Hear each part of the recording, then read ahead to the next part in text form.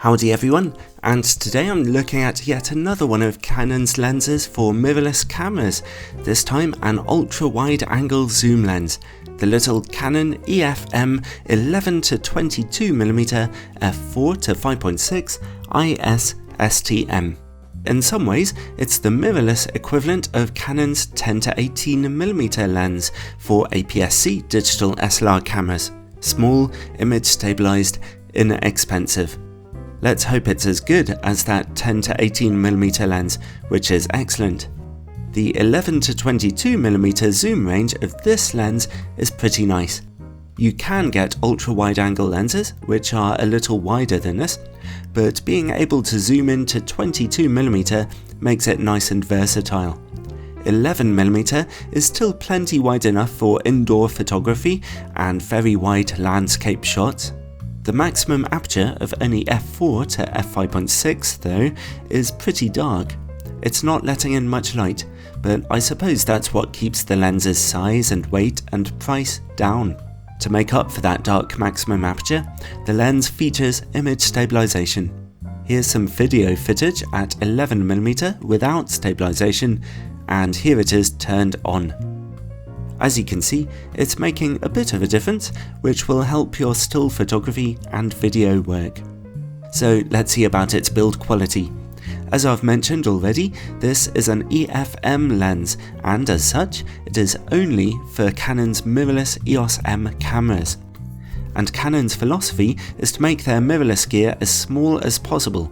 I like that philosophy. It's a collapsible lens, so it can be closed down with a zoom ring for when you're travelling, to reduce its size even more.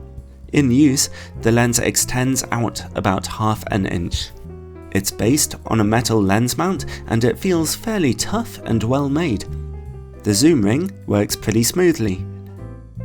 The focus ring is electronically coupled to the STM autofocus motor, but when you're in manual focus mode, it reacts very precisely to being turned. The STM autofocus motor works completely silently and reasonably quickly. Not hard when it's powering just an ultra-wide angle lens. Overall, it's a very simple, small, inconspicuous and well-made piece of equipment.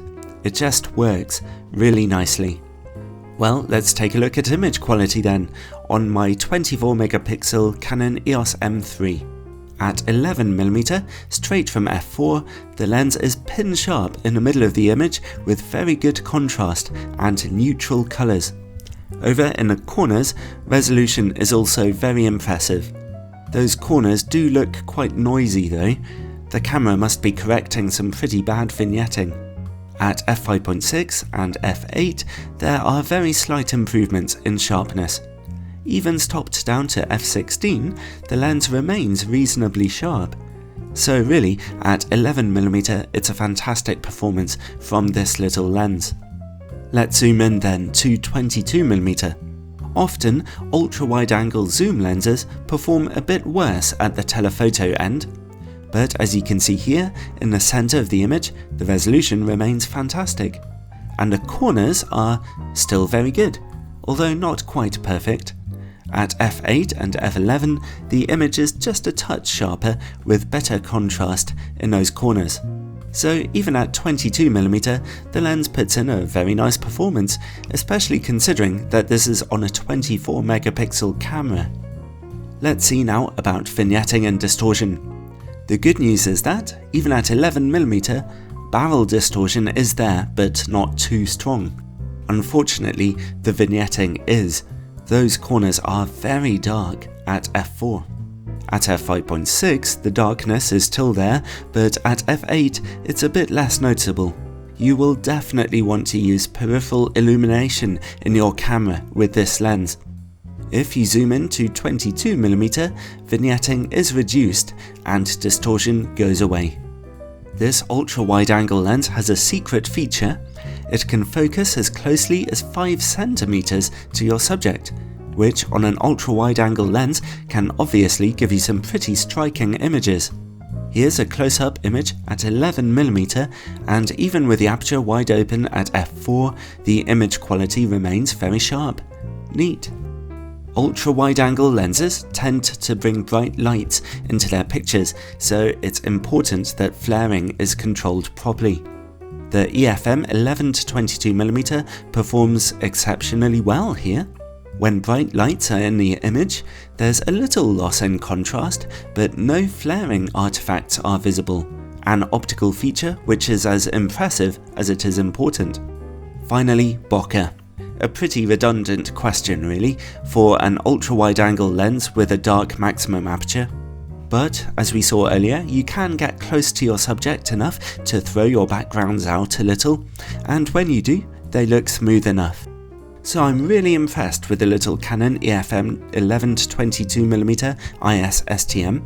It may not be the most beautiful looking lens in the world on the outside, but it's the optics inside that count, and aside from the horrendously high level of vignetting, this is optically one of the best ultra-wide-angle zoom lenses I've tested. Sharpness is very impressive, along with its moderate distortion and good work against bright lights. And the small size, image stabilization and macro ability are really handy features. It costs about £280 or $400 US, which makes it pretty good value for money. So getting hold of this lens is a bit of a no-brainer if you've invested into the Canon EOS M system. Highly recommended.